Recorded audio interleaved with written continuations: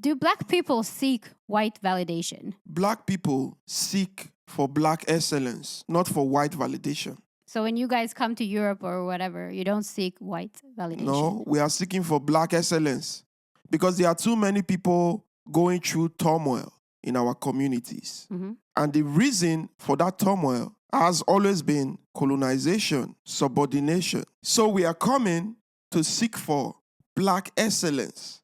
In what way? Not for white validation. In what way are you seeking for black excellence? By, being good competitors in jobs. Black people are very smart, If you go deep into the academical sphere, you see that a lot of black people have accomplished quite a lot in terms of medicine, in terms of physics, in terms of astrology. We are dominating every field. But would you say you're giving the opportunity in Europe, for example? Not really, but we always find our way. If you see a black man that has made it in life, that has succeeded, just know that that black man has gone through the eye of a needle to be successful. It is easier for white people to be successful than for a black man to be successful. That is why when I see a white person that is poor, I'll be like, what is your reason for being poor? If they give black people half of the opportunities that is being channeled towards white people, I'm telling you that we will crush, we will dominate. Yeah, because you come from the background of maybe not having as much. Not just that. We come from the background of mental capacity, mental acuity, our brain... Elaborate. Our brain is, look, anywhere a black man goes, he crushes. In terms of sport, we dominate. I'll give you that one. In terms of music, sports, we dominate. You're very good, yeah. In terms of medicine, we dominate. In terms of engineering, we dominate. As long as you allow a black man in there, we'll come up top. That's it. We are just built that way, It's default. Then why is this not happening in Africa? If you're this smart and so good at everything, as you say right now, right? These are your words, not mine. Look at Africa still. It's happening in Africa. With the little opportunities that we have, we've made the best out of it. With the constant oppression from the West, you guys are stealing our resources. You guys are, stealing our land. You guys are controlling our government. You guys are deciding. You guys are deciding the policies that we play in Africa. But still, we are still very resilient. And we still come to we come to a competitive, there's a word I want to use. Despite all that, all we are going through, if we come to your countries, you that have enjoyed all the amenities, you've enjoyed all the, incentive that your government throw at you, when we come to your countries, we still compete with you, despite the fact that we have nothing. But when we come, we still dominate. Yeah. So that is what you call true resilience and true ambition. But this ambition should be in your home country. You guys are in our home country. We can't shine there. You guys control our government. You guys control our... But we control the governments here too. What makes it any different? Let me tell you what makes it different. Mm-hmm. Right? In Europe, okay, let me hint at the sport, sure. the sport area, right? Yeah, okay. Like in Europe, every 1 mile you walk in Europe, I'm talking about Western Europe now, you see a football field, you see a basketball pitch, you see, you guys have access to hockey, have access to all these sports, right? Yeah. Good. So one will imagine that you guys will be very good in this area of we are very of good specialty, in hockey, right? For example. But no, hockey, you guys are exactly because it snows here. It doesn't snow in Africa, sport. Right? But if a black man is interested in hockey, we are going to dominate. Easy. So you won't actually. So before you buttress my point, let me say in Africa we don't have those amenities. Like every street you go, you don't find a football pitch. But we still have the likes of Osimhen. Osimhen is a Napoli player from Nigeria. Okay. Grew up in Nigeria, bred in Nigeria. And where does he play now? He plays in Napoli. Today He's the best player in the whole of Italy, I would say. He's the best striker. And he plays in Napoli. Yes, imagine his upbringing. Mm-hmm. This guy literally grew up in an area that didn't have the football pitch. You basically play with your feet. But that's basically the life story of every pro player these days. They've all gone through the same background. Is Ronaldo, that the same story of Zlatan? Messi? They're all of the same. Is that the same story with Zlatan? Listen. In the Swedish version of what you just explained, yes, it's the story of Zlatan. He grew up in an extremely poor and bad neighborhood in Sweden, in the south of Sweden. Poor is subjective. Yeah, but we need to put it in. Being poor is subjective, right? I'm telling you about access to amenities. Look, I'm in Sweden right now. Zlatan is from Malmo, right? Yeah. Sweden, right? I want to assume that everywhere in Sweden looks alike, right? So in Malmo, you can't tell me that there are no football pitch on every street. There are probably plenty of them, yeah. A lot of them. So and education is free over here, right? So from school, you are allowed to choose your what field you want to specialize in. If you want to go into football, you want to go into hockey, these opportunities are presented to you. But I'm telling you that in Africa, you don't have such opportunities. Even if you are the most talented person in the country and you love football, but you end up not getting that support, that incentive, from the government. Yeah. And your career might just wallow away. And also, I guess your parents, your family, because what I've heard so far from like hearing you and seeing things online is that you value school above everything. Like you need to get your kids into all kinds of medical schools or lawyers or whatever you want. Like yes, that is more we value education than anything. Yeah. And it's good because otherwise, how do we compete with you? Right. So I believe that our parents taking that part, like forcing their kids into education and learning, I believe that is that hunger for, our parents probably had a rough upbringing, that they believe that, the only way out of poverty, the only way out of suffering, it's education, right? Because let's say I come to Europe with no education, I will probably clean your streets till the day I die. Yeah. But coming to Europe with a degree, with an education, kind of, puts me in a position where I can compete with those people that are of the same field as well, right? So, we don't have the leverage not to go to school like you guys do. You guys go to school, you don't go to school. You have that backbone. Yeah. Your government is going to accommodate you. They are going to, whatever stuff you have passion for, you're going to have access to infrastructure for that. Like a friend told me that he went to a music school in Sweden. These are kids now studying music. He said those kids, they had access to world-class studio where they can easily go and make music, play around with instrument. But do you think an African, we have that leverage? Like, let me say I just love music. I want to do music forever. Yeah. You think the government has provided, a facility where I would just go and practice my ambitions? Probably not. Not.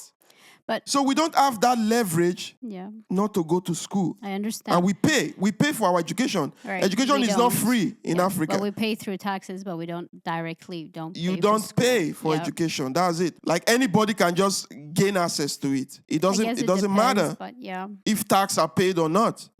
Yeah, that's true. So you guys have the opportunity to choose a career path. You guys can make any decision. You can decide that you want to be a skydiver right now as a profession. But in Africa, go and tell your parents that you want to be a skydiver. They go say you don't mad or you don't chop winch. But let's go back to like your parents. They're like boomers probably, I would think, maybe, depending on age. I don't know. Don't you think that they should have had some kind of responsibility on their shoulders to give their children a brighter future in Africa? That is exactly what my parents did. But unfortunately, not every parent have the finances. Like in fixing the country in politics, for example. I'm thinking more in that way. Look, you always go back to this point, right? The bigger picture. Saying fixing the country. we've tried. And then you just stopped. Because you guys still have a stronghold over Africa. So it's a mission impossible. You for guys still decide the the affairs of Africa. Africa is like a company to the West. It's like a company. The indigenous people of Africa, we are just occupants. Yeah, but the thing you're saying now is that there are humans in this world that are far more advanced in their brains than the people in your country, for example. Because you're telling me that they can do whatever they want with your country without your people doing anything about it. No, it's not about being advanced in the brain. It's being advanced in brutality. So not the why brain. not do the same back? Oh, you want us to start a nuclear? You want us to start a nuclear weapon program in Africa? It's either and have you guys come bomb us? Listen, it's either that or your people will continue to suffer. Oh, so you want us to go on that route? Do you think there is a way of talking yourself out of this situation? There is not. We are not talking. There has never been. Look, we are more strategic right now. It requires action. We are more strategic right now than you think we are. Africans are very strategic right now because in the past, democracy. You've been idle, basically. No, you have to listen to this point. You must listen. See, in the past, democracy was not enjoyed all over the world. Yeah, that's true. I would say one, because of the lack of exposure. Back then, if something goes wrong in Africa, it will take maybe years before, the populace, the citizenry of Europe know about it. Yeah. But right now, there is internet, right? Yeah. Let's say America go to Africa and bomb somewhere now. Let me say bomb a community. Within seconds, you'll be aware because it will be on every... Exactly, it will be everywhere. It will be everywhere, yeah.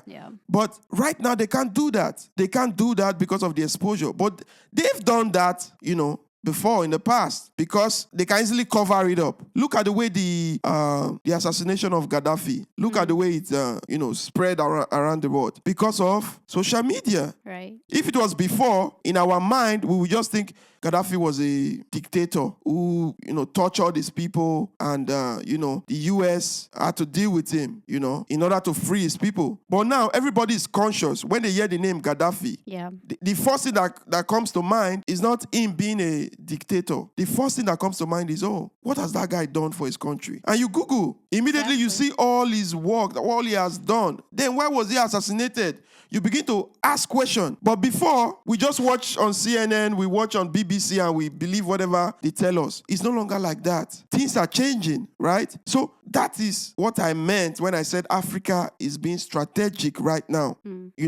So what are you guys waiting for? We are educating our people. Because the times will not get any better.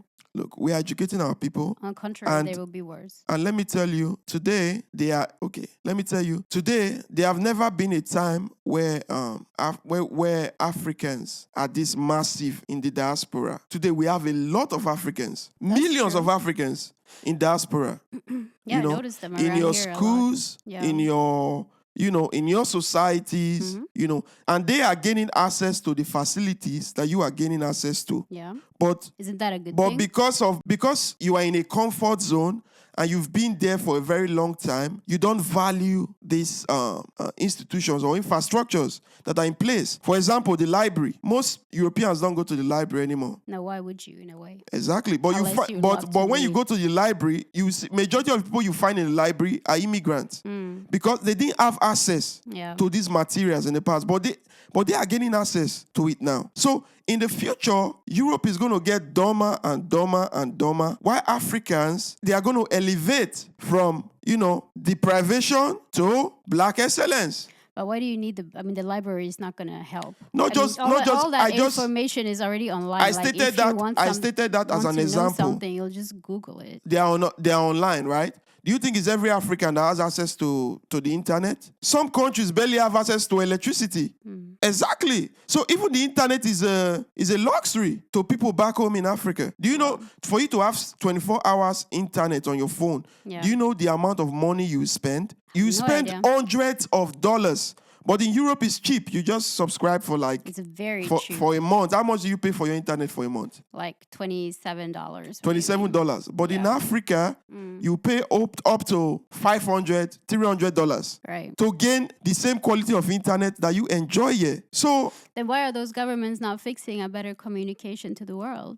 that is exactly what I'm telling you, that the deprivation of Africa is I hear a lot of- strategic. Let me finish. Let me learn. The deprivation of Africa is strategic by the West. They are depriving us strategically so that we don't excel. They know when Africans gain access to these amenities that the whole of Europe enjoy, oh my God, they are going to catapult themselves and they are going to dust Europe behind. They will dust China behind. With thousands of years, we catch up very fast. Give us 2 years. Give us 2 years. Yeah. If you give us the amenities that Europe has for 2 years, we'll be like 100 years further than you The guys. problem is that your governments, they don't want to catapult anywhere Because those you have them in their boss. because those people are in charge. They're gaining far too much personally. You are holding know? them in their boss. But that's the issue, right? That we keep coming Yes, that back is the to. issue. But I will assure you, I want to assure you this, that the people you indoctrinated, those old politicians that, steal money, go about impoverishing their people, they are getting old. They are dying. And So you don't think that younger people will have that same, No. In like feeling 10 years, towards money? 10 years time, they will probably be dead and gone. And a new generation of Africans are going to, sit at the mantle of power. What drives people? What drives people? Yeah, what drives people? What motivates people? Some might say money, some might say... It is money. It Yes, doesn't it matter. is You money. can say whatever you want, but everybody knows that it is money. Like, money is the main drive for many people, the Yes. motivation, right? Exactly. So these young people, whoever you're talking about, they will have the same. They want the money. And how will they get the money? It's by effing, their countries over and sell their souls to the white people. Let me tell you. They will make them rich. Let me tell you why it won't be so, Prove Let me me wrong. I want to reveal- see that in 10 years. Let me reveal to you a tiny bit of our strategy. Look, a black billionaire, okay, let me come from this angle. Do you know that a white millionaire has more access than a black billionaire? Yeah, Exactly. okay. Yeah. So the people are conscious now that, money doesn't guarantee your security and the security of yourself and the future of your kids, right? Nation building does. Nation building does. How many people do you think, honestly, have this point of view to life? I'm telling you that If they have the chance to get the money, millions within a few years, don't you think they'll jump on that train instead of thinking, what will be best for my kids and my grandchildren in 20, 30 years? Nobody has that in their mind. They will jump on it. And when they jump on it, the money stays in Africa. That's why you find a lot of Africans in diaspora, after they've made a lot of money, they send that money back home. Yeah. They build structures, they create business, which also drives the local economy. Our resources in Africa doesn't help us in any way. It doesn't drive our economy. Do you know where the funds are coming from? The funds that is running Africa right now, that is driving the economy of Africa, is the money coming from diaspora. And these are Africans living in diaspora, sending money back home. Because we know that grown up no adults. matter what we do in the white man's land, it will never be our home. We will never be accepted with the same equality that you guys enjoy. So the only way we can enjoy our wealth when we are wealthy is back home, That is why I'm telling you that even if they steal money, you think your politicians don't steal money? They steal. But they invest it back here in Europe. Yes. I don't know if all of them do. And that money creates jobs for you. Just imagine that, the millions and billions and trillions that the African leaders, that they've stolen. Imagine if they invested that money back in Africa. We won't complain about them. Nobody will complain about them stealing money because we know that money is creating jobs. People need jobs, right? If there are jobs in Africa, nobody will want to come to Europe. So I'm telling you that the future leaders of Africa, even though they might steal, it will get to a point where they can't because, laws becomes very tight and effective. Right. Even though they steal, that money remains in Africa. That money drives African economy. And voila, Africa becomes a very great continent. We shall see. We shall see.